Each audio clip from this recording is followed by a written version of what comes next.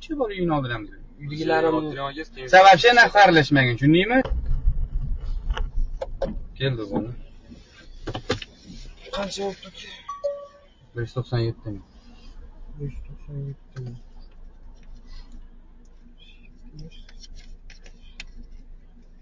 150 bor ekan aka. G'alati emasmi? Rozi bo'lasiz aka. Qolganini bilaman. Qolgani yo'q ekanda aka. Rozi bo'lib turavering. Qanaqa rozi bo'lib turaman? Men ham birinchi marta ko'rib turaman. Bu Yandex Adamniki emas, men hozir mendan normal protsent oladi. 2,5 soatdan bersanlar. Adezniki emas, to'g'ri.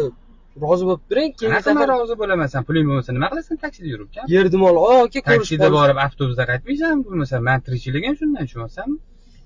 Xo'p, dersiklashmasdan gapir. Normal gapira olmasan, yosh bola qolsan, ne olsan men? Yosh bola qolsan. 2,5 soatdan beri sen bilan yuribman-da, sen hozir menga 150 ming pulim bor desa, shuni bosh yetmaysan, aka 150 mingga olib keling demaysan, men mard bo'lib to'g'ri kelsa, ha olib kelaman deyman, bo'lsam yo'q deyman.